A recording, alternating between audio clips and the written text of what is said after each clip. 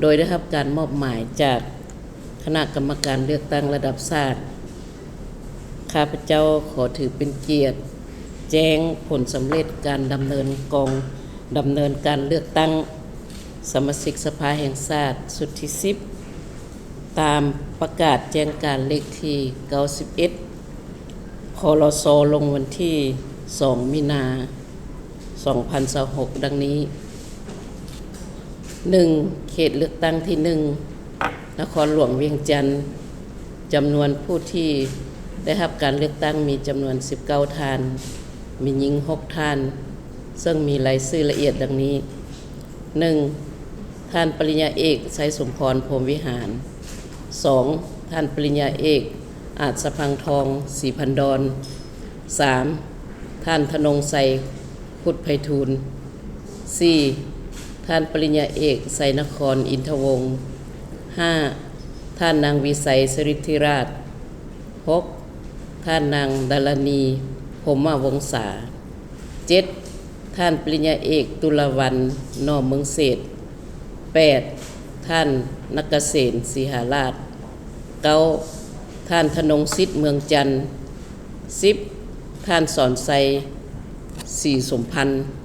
11. ท่านศรีเวียงทองโสภาพมีไซ 12. ท่านปริญญาเอกไพฑูรย์เที่ยงละไม 13. ท่านนางกันทินาปานอินหวน 14. ท่านสมบัติจันทมาศ 15. ท่านนางคำแหวนสิงห์บัณฑิต 16. ท่านสมสวัสดิ์กรมไสสนะ 17. ท่านพันโทนาถเทพวงศ์ 18. ท่านนางบัวละพันธ์ธีรศักดิ์ 19. ท่านนางจำปาทองทะลงแสงจันทร์เขตเลือกตั้งที่2แขวงพงศลีมีจำนวน7ท่านหญิง1ท่านมีรายชื่อดังนี้ 1. ท่านพลตรีสมพรมิตรพร 2. ท่านพลจัตวาสุรินทร์พรคำพจันทร์ 3. ท่านสมจิตหับละกร 4. ท่านจิตพรเมฆดารา 5. ท่านปริญญาเอกกรกันพรหมวงศ์ 6. ท่านนางจันมณีดวงผาสุข 7. ท่านคำพันธ์คุณสมบัติเขตเลือกตั้งที่3แขวงหลวงน้ำทามี7ท่านหญิง3ท่านมีรายชื่อดังนี้ 1. ท่านนางอัมไพวรล้อมบุญแพง 2. ท่านพลโทคำกิ่งผุยลามณีวงศ์ 3. ท่านกงเพชรแก้วบัวพา 4. ท่านนางเกศรแสงยวงศ์ 5. ท่านจันทสุรินทร์มั่นประดิษฐ์ 6. ท่านนางปณีดาเฮืองแพงอ่อน 7. ท่านพันเอกพรแก้วพงแสนหลวงเขตเลือกตั้งที่4แขวงอุดมไซจำนวน8ท่านหญิง4ท่านมีรายชื่อดังนี้ 1. ท่านบุญคงราชเจียมพร 2. ท่านนางวิลวรณ์พันธวงศ์ 3. ท่านแก้วเจริญเสยิงย่าง 4. ท่านนางคำมั่นแก้วบุญหวน 5. ท่านดร.นางสิทธิวรหงสาคร 6. ท่านนางมณิจุยาจงว่า 7. ท่านคอนศรีไสยมร 8. ท่านพันโทแก้ววิเศษลูกศรน้อยเขตที่5แขวงบ่อแก้วจำนวน7ท่านหญิง3ท่านมีรายชื่อดังนี้ 1. ท่านพลจัตวา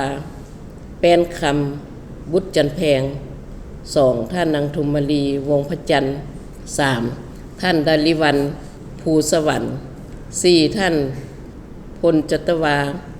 ปริญญาเอกคำแฝงวันดีไซ 5. ท่านนางบัวคมขานสุวงศ์ 6. ท่านนางศรีอัมไพโสรถี 7. ท่านพันเอกคำแดงวรรณสิทธิ์เขตเลือกตั้งที่6แขวงหลวงพระบางมีจำนวน10ท่านหญิง3ท่านมีรายชื่อดังนี้ 1. ท่านไพวีศรีบัวลิภา 2. ท่านบุญเลื่อมมณีวงศ์ 3. ท่านสำนานสนธนี 4ท่านสมพรสิวดมพันธ์5ท่านนางพันจินดาเล่งสวัสดิ์6ท่านสุมมลีคำเก่ง7ท่านนางบัวสอนไสยไส8ท่านนางจันดียิงเวอร์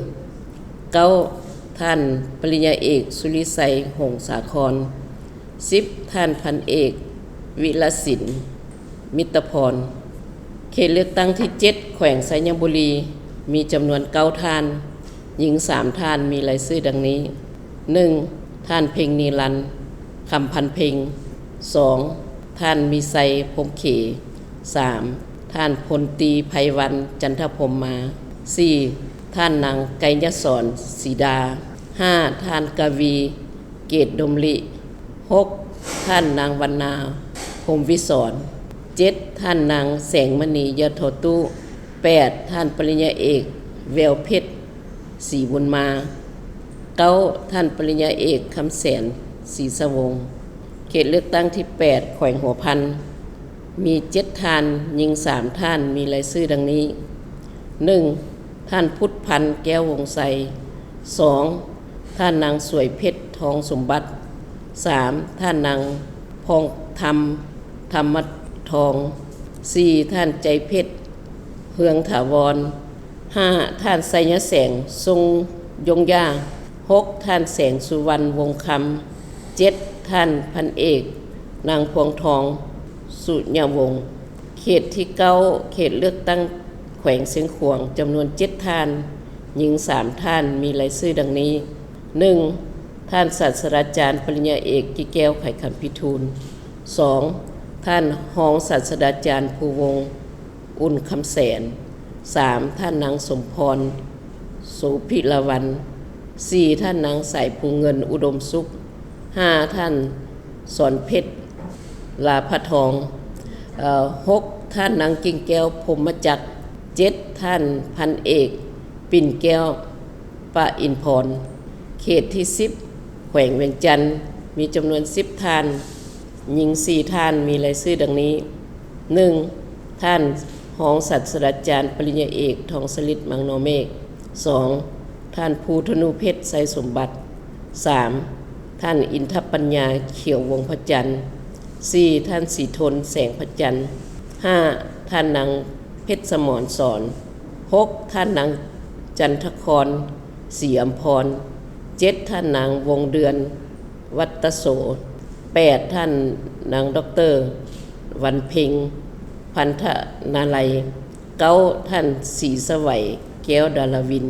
10. ท่านพันโทบุญนำจันทองศรีเขต11แขวงบริคำไซมีจำนวน7ท่านหญิง1ท่านมีรายชื่อดังนี้ 1. ท่านปริญญาเอกกองแก้วไสสงคราม 2. ท่านปริญญาเอกสอนธนูธรรมวงศ์ 3. ท่านไสอัมพรศรีหาวงศ์ 4. ท่านนางขันทองพันธจักร 5. ท่านปริญญาเอกสายทองพรหมวงศ์ 6. ท่านไสยเพชรจันทิสร 7. ท่านพันโทจรอุดละยันเขตเลือกตั้ง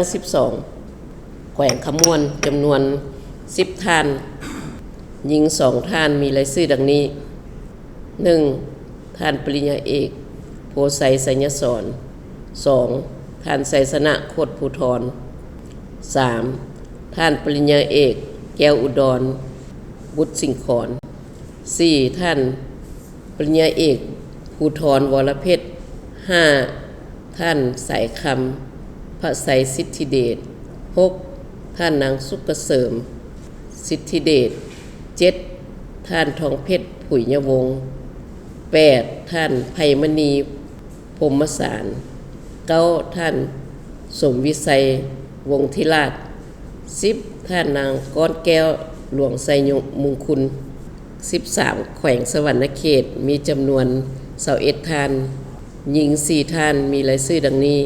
1. ท่านปริญญาเอกนางสุนทรไสยจักร 2. ท่านบุญโจมอุบลประเสริฐ 3. ท่านโพไซไข่คำพิทูล 4. ท่านไสลือสายอินทรีเชียงใหม่ 5. ท่านปริญญาเอกแสนศักดิ์สุริศักดิ์ 6. ท่านพรสารวิไลเม่ง 7. ท่านปริญญาเอกอาคมประเสริฐ 8. ท่านแสนศักดิ์พรหมวงศา 9. ท่านสาลีวินละวัน 10. ท่านปริญญาเอกภูลำพรศรีหวงศ์ 11. ท่านศรีสวัสดิ์เพ็งทลังสี 12. ท่านไสยเดชผุยยวงศ์ 13. ท่านดรจันทราพามิสิทธิ์ 14. ท่านคำผองสมวิจิตร 15. ท่านนางมาลัยทองธรรมติกา 16. ท่านสุนันทาจุลมณี 17. ท่านนางบัวสวรรค์ลุยบัวทอง 18. ท่านไสปัญญาพรหมวิหาร 19. ท่านสมบูรณ์สีหานาถ 20. ท่านนางหงคำไสยคม 21. ท่านหองศาสตราจารย์ปริญญาเอกสิทธิไสยไสยวงศ์ เขต 14 แขวงสารวัน มีจำนวน10ท่านหญิง2ท่าน มีรายชื่อดังนี้ 1. ท่านปริญญาเอกวิไลวงศ์บุตรคำ 2. ท่านปริญญาเอกดาววงศ์พรแก้ว 3. ท่านปริญญาเอกบุญทันบุญวิไล 4. ท่านจันสมรพรหมแสง 5. ท่านจันศรีรอนศรีสมบูรณ์ 6. ท่านนางวัสนาโพไสยวงศ์ 7. ท่านบุญเตยดวงสุริยวงศา 8. ท่านเพชรลาทันทวงศา 9. ท่านนางคำพอสิริพจันทร์ 10. ท่านสมพรแสงสุริจันทร์เขต 15 แขวงจำปาสัก มีจำนวน15ท่านหญิง4ท่าน มีรายชื่อดังนี้ 1. ท่านสอนไซศรีพันดร 2. ท่านอรุณไซสุนนราช 3. ท่านนางมินาศรีวิไล 4. ท่านแก้วรัตนะศรีหาวงศ์ 5. ท่านดรไพวันแก้วประเสริฐ 6. ท่านนางพรเพชรอุ่นแก้ว 7. ท่านสิงห์คำวงพระจันทร์ 8. ท่านวรรณศักดิ์สัตตกุล 9. ท่านปริญญาเอกบุญญเดชทองสวรรค์ 10. ท่านอนุศักดิ์จันทประเสริฐ 11. ท่านภูวงศ์อภัย 12. ท่านพลจัตวาแสงทองธรรมเทวา 13. ท่านนางปานคำขยองเอก 14. ท่านนางบุญสุวรรณโพไสสนศักดิ์ 15. ท่านทิพพรสมาเลิก เขต 16 แขวงเซกอง มีจำนวน7ท่านหญิง2ท่าน มีรายชื่อดังนี้ 1. ท่านบุญจันทร์ศรีวงศ์พันธ์ 2. ท่านบุญหลายบุตรธิ 3. ท่านจันทบุญสุขอรุณ 4. ท่านปริญญาเอกตุลวันวงไส 5. ท่านนางคำไพวิลสาร 6. ท่านนางไหมณีวงนอกแก้ว 7. ท่านพันเอกเหียมสัญราช 17. เขตเลือกตั้งแขวงอัตตปือ จำนวน7ท่านหญิง2ท่าน มีรายชื่อดังนี้ 1. ท่านบุญถึงดวงสวรรค์ 2. พลจัตวาสุริไสยพิจิตร 3. ท่านลิตาคัตติยะ 4. ท่านภูวันพรหมจันทร์ 5. ท่านนางแสงอรุณวงศาธิการ 6. ท่านนางอ่อนใสเมียงละวัน 7. ท่านพันเอกบุญเลิศแก้วพุทธวงศ์ เขตเลือกตั้ง18แขวงไซสมบูรณ์ จำนวน7ท่านหญิง2ท่าน มีรายชื่อดังนี้ 1. ท่านมนไสเลามัวทรง 2. ท่านพลอยคำหุ่งบุญยวง 3. ท่านนางคำศรีสิทธิวรดา 4. ท่านขัวจังตราเซ็ง 5. ท่านนางบุญทวีสิงห์วิไล 6. ท่านโพสีเต็มเมราช 7. ท่านคำเพชรดวงมาลา คณะกรรมการเลือกตั้งนครหลวงแขวงบรรดาองค์การจัดตั้งพรรครัฐและองค์การจัดตั้งมหาชนขั้นศูนย์กลางจงจัดตั้งผันขยายผลการเลือกตั้งนี้ให้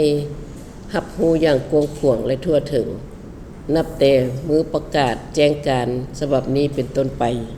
มาฮอดนี้ข้าพเจ้าได้สำเร็จการประกาศแจ้งการบัญชีรายชื่อของสมาชิกสภาแห่งชาติชุดที่10ขออวยพรให้บรรดาท่านจงมีสุขภาพเข้มแข็งมีความผาสุกและมีผลสำเร็จในหน้าที่การงานของตนขอขอบใจ มีข่าวดีจะมาบอกสำหรับใครสนใจเซาพื้นที่ขายเครื่องทุกประเภทและเซาพื้นที่ป้ายโฆษณาอยู่ตลาดลาวสนใจสอบถามที่เบอร์ 02058389209 สถานที่ตั้งอยู่บ้านสะพังเมืองไซธานีนครหลวงวิจันทร์